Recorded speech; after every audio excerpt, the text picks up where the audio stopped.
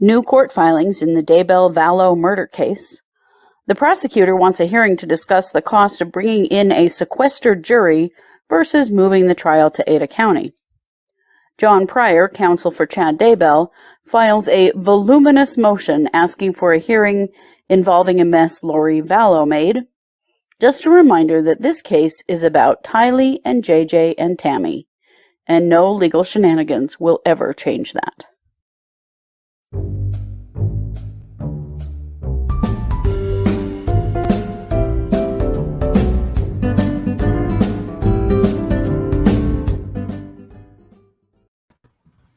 Hey everybody, welcome to True Crime Paranormal with the Psychic Sisters. I'm Christy Brower, here with my sister, co-host, and partner in crime, Katie Weaver. Hey Katie. Hello. How's it going? Good. I loved that intro. Way Thank to you. bring it back home to what's actually, Right. the crux of the matter. Yes. Important reminder in the Daybell Vallow case is that this is really for justice for the victims. Yeah. Because it gets way out there and it's going to get even further out there. We're going to talk about that here in just a minute. And we go gladly with it because it's very entertaining and also educational.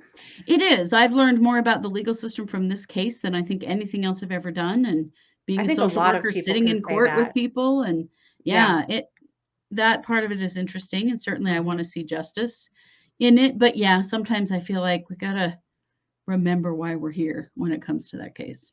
Yeah. Yeah. Well, before we get started, because there are all kinds of updates in this case, we do need to have a word from our sponsor. Support for True Crime Paranormal is brought to you by Manscaped, who is the best in below the waist grooming and hygiene. Ladies, listen up. Manscaped offers precision engineered tools for your man's jewels. For any woman out there who has come across a hairy bush, you're now in luck. Manscaped, the best in men's below-the-waist grooming, have just launched their 4th generation trimmer, the Lawnmower 4.0. Make sure your man joins the 2 million men worldwide who already trust Manscaped with this exclusive offer, 20% off and free worldwide shipping with the code TrueCrimeParanormal at manscaped.com. A Redditor shared recently a rather harrowing tale. He said, I got sick of shaving, so I decided to use Nair down there. That was your first mistake, buddy.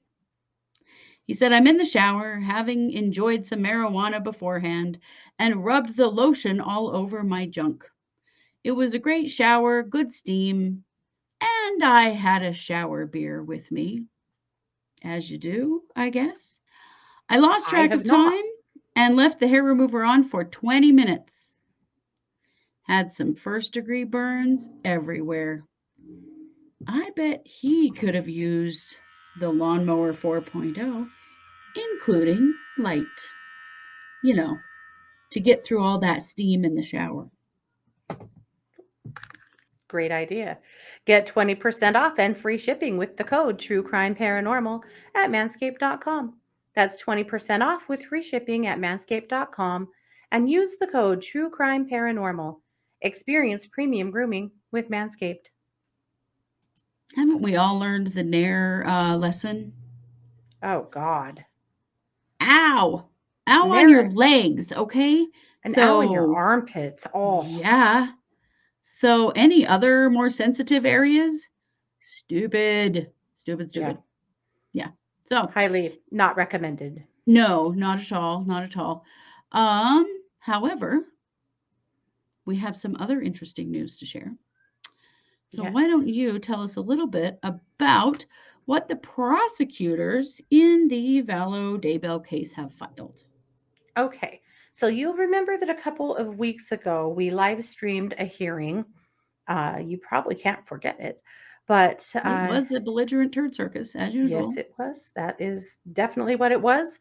And it was, in the Daybell Vallow matter, trying to argue whether or not they should change venue.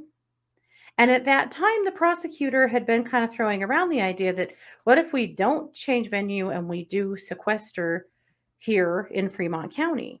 And the judge was like, well, I would really have to see a lot more data on that so that I could see how that would weigh out, cost wise. Because right now, really, the big question is how do we promote proper justice, right? And not violate anyone's constitutional rights and be able to pay for this belligerent turd circus that's going on because it's going to get turdier and circusier along the way, Oh, right? you So just wait. In about 5 minutes, it is. it's going to happen today. It is. So, and the judge said, I would love to see what your data would be. But then, like 2 days later, the judge ruled and said, okay, we're going to move it to Ada County. So understand that Ada County is about 4 hours away from where we live. It's about 4 hours away from where, more than that, 4.5 hours from Fremont County. And Mhm. so, he went ahead and made that ruling without this additional stuff being provided. So at the time, it kind of looked like, okay, well, I guess, I guess they win that one. And nobody's really arguing, maybe they can't get a fair trial here. We're a very small area and certainly people know all about this case or think they do. And, Yeah. so no one's really arguing that they don't, but Ada is such a long ways. And anyway, so what happened is that a couple of days ago, the prosecution filed a brief requesting that the judge have another hearing with them so that they can argue sequestering. So the idea there would be that they gather up a jury from another part of the state and bring them here and sequester them for the duration of the trial. That's what they're asking for. Mhm. So, and they have some really compelling reasons why.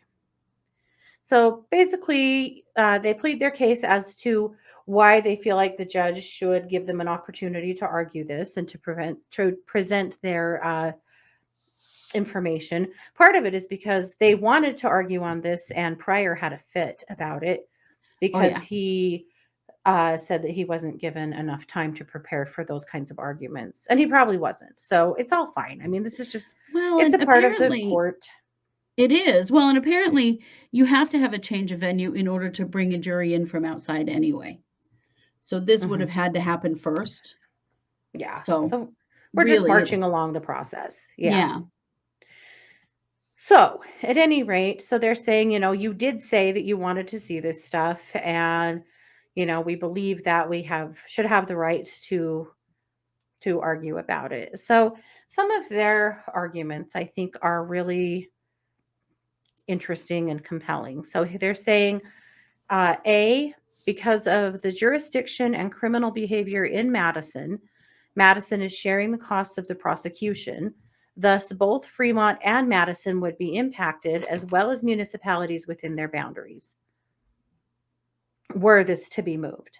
Mhm. B, a significant number of witnesses for both the state and defendants live in both Fremont and Madison, and therefore travel for trial would pose a hardship to the witnesses and be economically burdensome to them and both counties.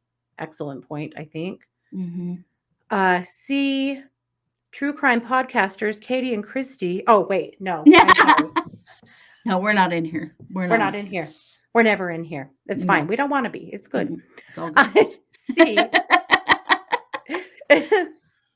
I'm still a little salty no one played us in the movie. So, Lifetime Right. and in round two, if you could hook that up, that would be great. Please. Yeah. Uh, yeah, I have some suggestions for who should play me, but, we'll leave it there.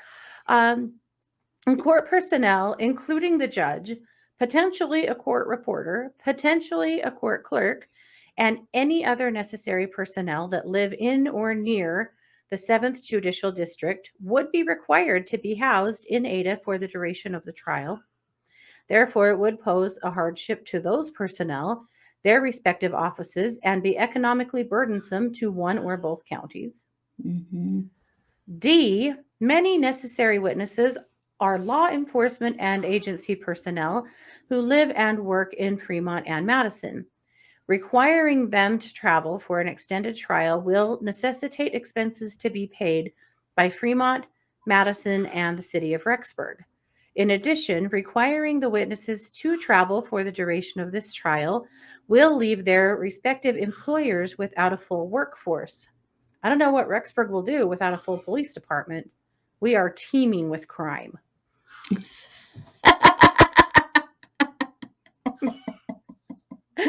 Teeming. Teaming, yes. Teeming. You should see the blotter. Some of the stuff people call in for. You just don't, you wouldn't even friggin' believe it. What if somebody goes outside in their bikini? Who's going to answer that call? Right. Who is going to answer that call? Such a loss of employees can potentially leave their law enforcement agency with manpower shortages, potentially creating a less secure environment in both counties. Okay, we really don't want that, as well as extreme expenses. The state intends to call municipal law enforcement officers multiple times throughout the trial, so requiring them to be away from their respective jurisdictions is both costly and an unneeded risk to Madison, Fremont, and the city of Rexburg. Well, I mean, what do they say? When the cat's away, the mouse will play. Maybe we would have an uptick in, people wearing bikinis in public. You don't know. It's true. It could totally happen. This is going to happen in the spring. So what if someone drinks beer in their front yard? Then what? Oh my God. I cannot imagine. In previous change of venue cases, the courts have found that the sheriff of the original jurisdiction is responsible for the transportation of the defendants and staff to and from the courthouse where the trial is held. It is anticipated that will be the same in this case. Jail costs to Fremont would be increased as Fremont would be billed jail costs from the host county for the travel to and from the jail. Yeah. And G, costs for the prosecutor's office, in addition to creating a manpower shortage, would be greatly increased should the trial be outside of Fremont. Courtroom resources in Fremont County are available for the duration of the trial, while Ada County will have to move and continue multiple cases, which will likely result in a backlog of cases for Ada County, which they already have. Right. Potentially impacting the work of both Ada and Fremont rather than just Fremont. I think all really compelling points. So then they said, in conclusion, therefore, the reasons outlined herein, the state requests this court set a hearing to allow supplemental evidence regarding costs to Fremont and Madison in transferring the case in its entirety compared to transporting in a jury, and reconsider this court's decision to allow a jury to be impaneled from another county and transported to Fremont County for this trial. I will say this. I can't fathom how Lori Lou and Chad are going to do in an Ada County jail. Because for whatever crimes these idiots have committed, they are both these little milquetoast Mormon kids that they're not ready for the real world, bro. And they're not really ready for those housed jails. with real big time criminals. No. Yeah, I mean, we're talking about Pee Wee Goes to the Big House here, I should rewatch that so I can get a really good visual. It's really true, though. I mean, these are tiny little jails. They're kind of kept away from the rest of the population for their own safety. They probably would be there for their own safety, but but it's way bigger and yeah, that's a really good point. I mean, if Lori showed up to jail with a black eye, I don't think anybody would, cry too many tears except for Mark Means. But just saying, I can't imagine how these two would fare in the Ada County jail. That's all. I agree. And it's a huge number of people to transport over there and pay for housing and food and their salaries and everything, for a significant amount of time versus 12 people. It's way more than 12 people. Yeah. You look at those witness lists. We're talking about a huge number of people, not to mention all the law enforcement. Oh, yep. It makes sense to me. It really It does. does to me too. Yeah. Yeah. I don't know if you guys can hear my dog Yeah. yelling at the door, but that's my little Skippy, my little blind guy, who is apparently woken up and decided he wants dinner. So he's out there yelling into the air Just into for the anyone void, who huh? might hear him. Yeah. So sorry about that. I know. I He's was like, he's is that? actually fine. There are no pigs stomping on him or anything. He's just wants to let anyone know who's in the house somewhere that he would like to have dinner now. We'll get there soon. It's fine. You'll be fine, Skip. Yeah. It's good because he sleeps about 23 hours a day. So when he starts this, I actually usually let it go on for just a minute until my nerves can't take it anymore because it's good for him to be up and moving and, Yeah. I mean, not that I won't reassure him that, you're not alone. We're here. We hear you. But, Hmm. it doesn't hurt him to be active for a few minutes. It helps him get a Hmm. whole night's sleep, which helps me get a whole night's sleep. So, That is good. That is good. Nothing like yeah. the Chihuahua old folks home, right? Well, he already grinds his teeth all night. We don't need a chihuahua that paces the bed and tries to fall off all night too. So these are important things. Yes. Oy, okay. Well, hmm on Well, a there's on a more. there's so much more. This is on a completely unrelated note to Katie's update. But hmm y'all remember we did talk about this last week that there's been a big hullabaloo started by Lori hmm when apparently she made a phone call to Salt Lake City to the hmm Curtin McConkie law office to and reach Daniel McConkie, who happens to be one of the attorneys representing the Mormon Church. And hmm she told one of her attorneys, Mark Means, that she did this at the behest of her counselor because her counselor thinks she needs better representation and that she should call the Mormon Church and see if they will help her, hmm which is as laughable as you can imagine for someone who has almost certainly been excommunicated. And the Mormon Church has done their level best to keep themselves out of this case. They want Yes. nothing to do with it. So to think that she could call one of their attorneys, and get some help is pretty wackadoodle. hmm So apparently she spoke with Daniel McConkie. Daniel McConkie then called Rob Wood hmm and said, "Hey, this is going on. I wasn't, I don't think he knew who to call." hmm And so Prosecutor Wood called Jim Archibald because Jim Archibald hmm is the lead attorney in Lori's case and said, "Hey, this happened." So then Mr. Archibald called Mark Means, and Mark Means ran around and typed like his hair was on fire. Had a little freak out about this, Which is and ironic considering he has none, but he I has none. But digress. I mean, there were so many air quotes in that. I don't even know what all that even meant. He even So spelled Archibald's name wrong a few times. he did, yes, and their co-counsel on it. It's so ridiculous. Also, So anyway, Archibald. I mean, it's pretty phonetic. I don't it know. it's also a pretty common name in Idaho, so not that hard. So Mark then Mark. Oh boy, he files this giant ridiculous brief with the courts about alleging basically that Rob Wood, the Department of Health and Welfare, And the church. and the Mormon Church hmm have conspired and created this entire thing to get Lori to call up a random attorney who doesn't know her and admit the whole case. hmm Uh, there's a lot of big problems with this. Number one being that they don't have any actual statement from the counselor. We don't have any clue at all what was actually said or how this came about. And frankly, what I'm seeing is Mark Means yet again falling for Lori's bullshit. hmm Because I'd be very curious to hear. I mean, that state employee, if they did in fact do this, they will likely lose their job and potentially their license because they've hmm given legal advice in a situation where they never should have. But they know that. And hmm so I really think that this probably came about a lot different way than what is being said.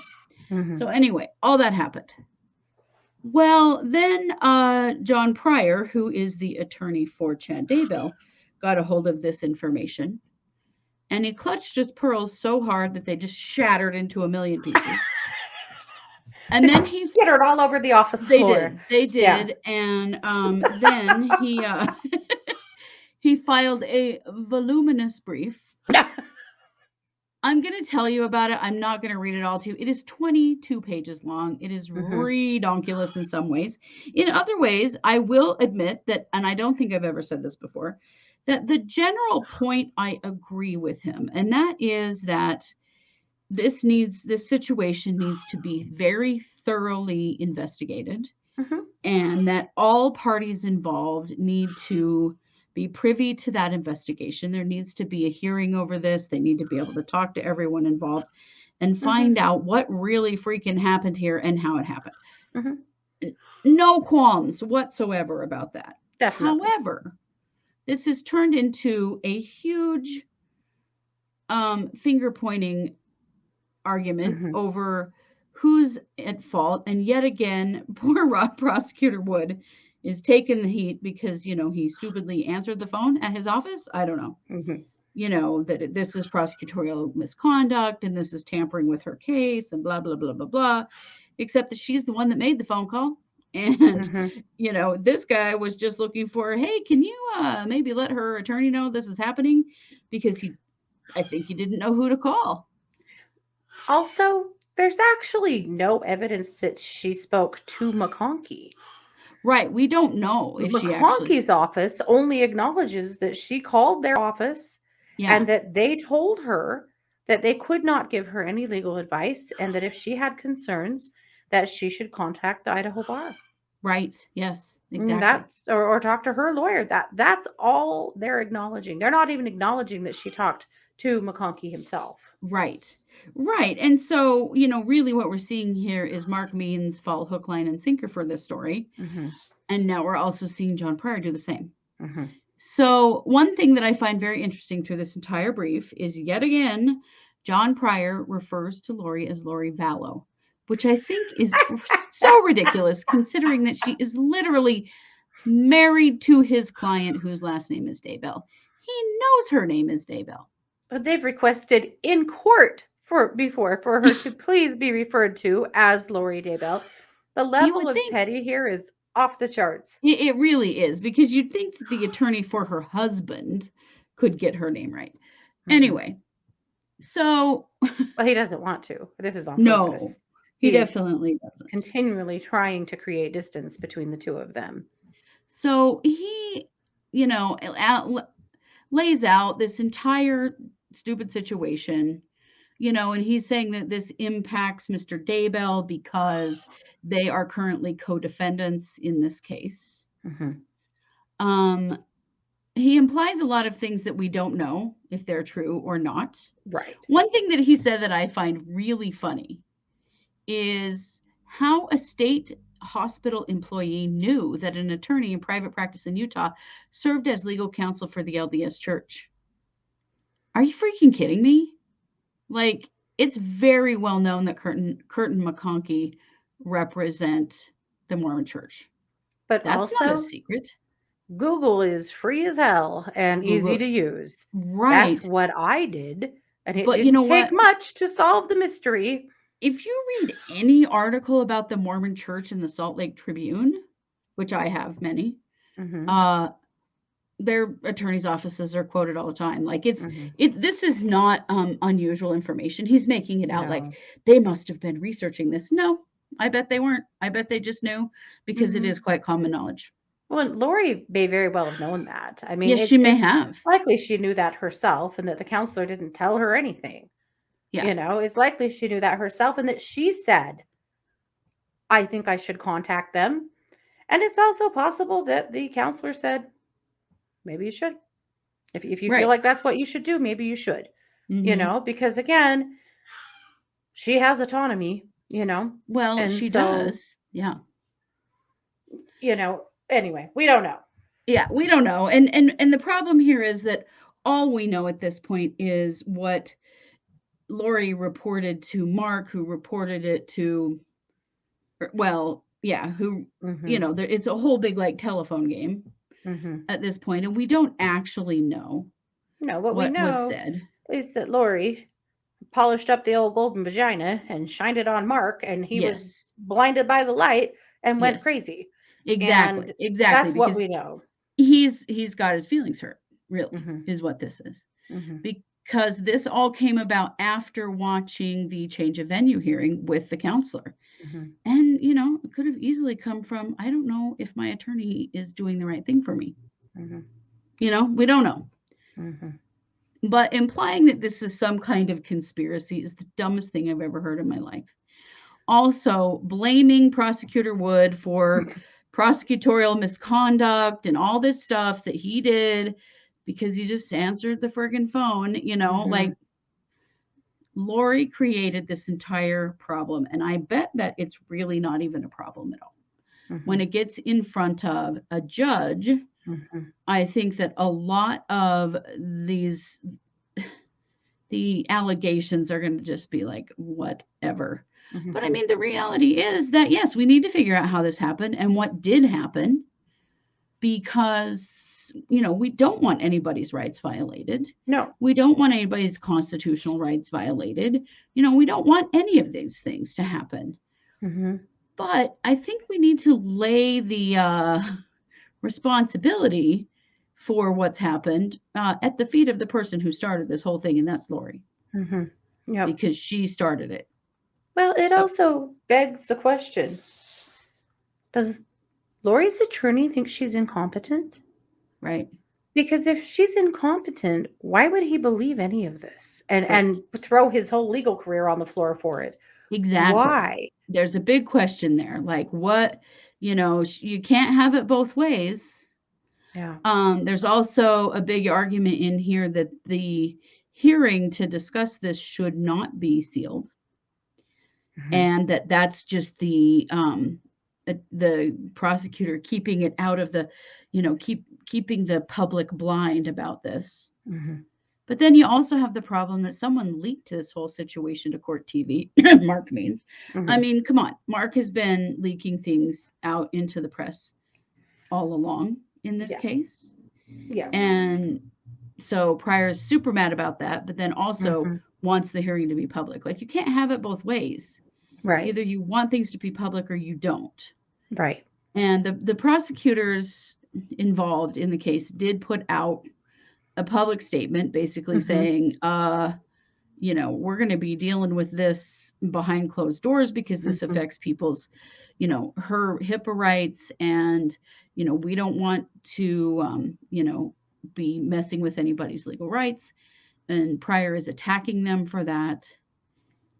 Let me tell you what he wants. This will just sort of help put this into perspective. He wants notes in their original form taken by Rob Wood during or after his conversation with Mr. Daniel McConkey. Any recordings made of any phone calls or conversations relating to this matter.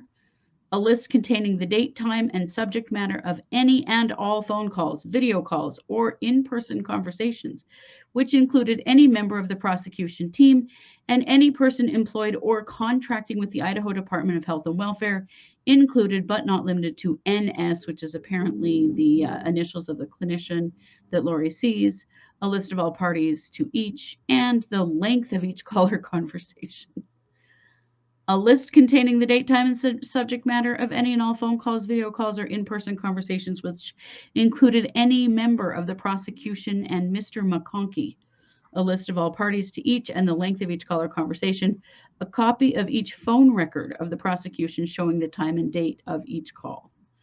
I mean, one of the things that I really think is we're going to find out is that this is getting blown up into way bigger than it is, and that these were very brief phone conversations. He's making it out like Lori laid out her entire case in front of McConkey, and I really doubt it.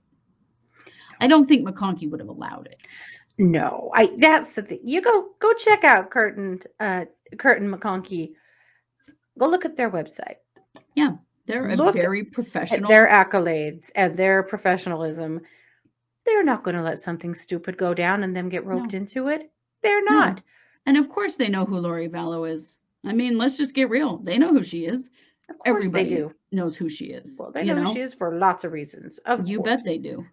It's just laughable to me to think that the Mormon church, who has actually nothing to do with this, No, but it's Curtin getting sucked in that McConkie, somehow they've done something too. right, but they personally have nothing to do with this. Curtin McConkie represents them, but they aren't them. You know, Right. it's silly to think. But anyway, to think that the Mormon church, the whole Department of Health and Welfare, and the prosecutor's office cooked up this nefarious scheme. And Mark Means used the term nefarious in his wording, is hilarious because why? The prosecutor has evidence for years on this case. Right. And we know that because the Chandler Police Department has released a whole lot of it. Yeah. They have got so much evidence to back up what they believe happened to the kids and what happened to Right. Tammy. They don't need to team up and do something that could potentially ruin their case. There's Right. no need for it. There Why isn't. would they do that? They don't have to. Not only No. that they wouldn't, but why would they? Yeah, there's no reason to at all. It's ridiculous. But They're again, it's not this afraid of Mark Means or John Pryor in no. any way. No, not at all. But it's, it just always goes back to the same song that they sing every time, which is we're getting picked on. Mm-hmm. So they basically want all communication between everyone until the end of time. Mm-hmm. Blah blah blah blah blah blah. Okay. Mm-hmm. Then Not limited, but or not including, but also including, but not limited to. Wow, that was hard. You know what they all ate for lunch on any day that they could have contacted each other in any capacity, including a portal, as well as what they all got for Christmas when they turned 4. They yes, want it exactly. all. It's everything. He wants a list of the trainings attended by all members of the prosecution team on this case within the past 5 years. I'm like, 5 years? This case didn't, anyway, it's not nearly that old. Mm-hmm. They want to know the policies regarding the prosecution's communication. He's implying that the prosecutor is talking to the Department of Health and Welfare behind everyone's back about Lori's status. Yeah. Idaho Department of Health and Welfare policies and procedures regarding the assignment of homework or tasks to incompetent defendants, because this is what Lori told Mark, is that this was an assignment to make this phone call and that she really didn't want to do it. They forced her to. She had to. Yeah, she had Lori, poor picked on Lori. Yeah. I mean, whatever. So, they want all of this stuff. They want this huge hearing. They want a special prosecutor appointed because Mr. Wood has made himself a witness, don't you know? I mean, how many times are they going to say that in this case? Like, for real. And what the hell? Yeah. So I wanted to get to, first of all, this is the response. So this huge brief was filed by Mark Means on October 27th. And so the prosecutors Wood and Blake came out with this public statement because all of this has been leaked, okay? The whole brief was leaked, even though the stuff is supposed to be sealed. It wasn't. And who do you think leaked it? Mark Means. We all know he did. Like, come on. Which is a violation of his client's HIPAA rights. Right, He puts it the is. court in a really hard position because either this is out to the public and Lori's rights have been violated, or it's not out to the public and Lori's rights have been violated. There's such a line here where he would have pounced on either one. Exactly. And we know that Court TV has already gotten a hold of information from Means in the past, and that's who broke this. But here's the statement that prosecutors Wood and Blake put out on October 28th, and this just came out in local news here. And it said, the state will continue to focus on pursuing justice on behalf of the victims. We will address the unfounded claims by one of Ms. Daybell's defense attorneys in a court of law, not in the media. Filings of this nature are traditionally sealed and handled in confidential proceedings. Litigating such matters publicly can compromise both parties' right to fair trial and compromise various individuals' right to privacy. The mental health issues and investigations are not suited for the court of public opinion. So because they responded in the public eye, Pryor is all over their ass that they're, tainting whatever, even though they're responding to the giant brief that Means put out publicly. Publicly, like you cannot have it both ways. So I'm not going to get into all. It's just so friggin' long. I'll just read this last little bit. In conclusion, this is what he wants. Discovery of all written and recorded materials, blah, blah, blah, between everyone. An evidentiary hearing on this matter in front of an impartial tribunal, in which Mr. Daybell is permitted to call and cross-examine witnesses to this matter. The appointment of an unaffiliated special prosecutor to litigate this matter. Oh, earlier he said that prosecutor must not live in Fremont or Madison County and also cannot be a member of the Mormon Church. Ooh, ouch. Discrimination, anybody? Yeah, no kidding. Because he wants to make this the fault of the Mormon Church. And they're back here like, dude, we did nothing. We did nothing. And they didn't do anything. Yeah, it's just in this instance, this is not their fault. Right. Yeah. It isn't in any way. But yeah, he literally said that they must not live in Madison or Fremont County and they cannot be a member of the LDS Church. Well, good friggin' luck around here, please. Sequestration of witnesses, which just means that they're not allowed to speak to each other. These are not people that generally are speaking to each other anyway, except that Lori started this whole stupid thing. Yes, they are, because they're conspiring. Right, they're conspiring. That's how this all, yeah. They're all meeting in a cave somewhere. Yeah. An order preventing further public statements from the prosecution concerning this matter in light of their status as witnesses. It's okay, however, for the defense attorneys to keep filing this stuff publicly, apparently. That this court deny any request by the state to seal documents or hearings related to this matter unless secrecy is specifically requested by defense counsel in order to preserve the defendant's Sixth Amendment and due process rights, which they have both already said they will waive sealing this hearing. But they don't want the prosecutor's office to talk about it. No. So that's what they're looking for. Of course, there's going to be a hearing coming up. There will be lots of fireworks. And we'll likely not see any of them. But yeah, likely we won't. We'll try. Because, yeah, I mean, we will try. But the reality is that this all begins with a conversation between Lori Daybell and her counselor. Yep. Oh, protected information, guys. Protected information. So we shall see what happens. I don't disagree with Pryor in that this needs to be fully investigated and make sure that the counselor did not do what Lori says they did and, get clear on what happened. But all of the accusations are ridiculous and completely unfounded. He has zero proof that anyone did anything inappropriate at all.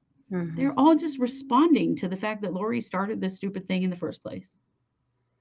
Yep. So that's what's happening. We will keep a close eye on it. Eventually, we'll probably know something, but we probably will not be privy to the hearing. Although, seriously, you guys, I would start a GoFundMe to come up with the money to be in this hearing. I am not kidding you. It would be worth everything to get to watch this. Because this is going to be a bloody fight. Might I make a suggestion? Yeah. Maybe you can call Curtin and McConkey and get some guidance on that. Maybe I can. I'm telling you, it's going to be fantastic. If Pryor doesn't literally pop blood vessels in his forehead, I will be stunned. Yes. And, yet again, I'd really love to see what Jim Archibald thinks about all this because, this all came to him first. He didn't file anything or freak out. No, because again, it's Pryor and Means and the belligerent turd circus all over again. Because I'm quite sure that Jim Archibald recognizes that this is nothing. Yeah. This is a manipulative person that started a bunch of crap that just needs to be ignored. But these guys, they can't let it go. Nope. So that's where we are. They're blinded by the light, boy. Boy, aren't they though? Mm-hmm. So we will keep an eye and, of course, give updates as we see them. Mm-hmm. You know, I don't even know what to say after all that. I do. JJ, Tylee, and Tammy were murdered, and they Yes. deserve justice. They do. And that's what this is all really about. And regardless of what kind of BS is pulled in court over these things, this is about the murders, the planned, intentional murders Yep. of a woman and 2 children. And no matter what kind of crap gets pulled here, there's a huge amount of evidence against these 2 people who've been charged. Yep. And what we want to see is some justice for their families, because that's really all they've got left. Yep. It is true. All right. Well, you guys, this is our Tuesday case. We will be back on Wednesday with our MMIW and our Wednesday night at 7 p.m. Mountain with our case updates, which there are many coming. I mean, it seems like this has been a lot, but there's even more coming.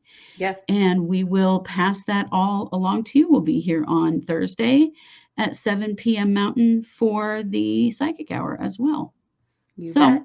Stay tuned. Keep an eye out. There's lots of great stuff coming. And you know it. We are True Crime Paranormal with the Psychic Sisters. Take care.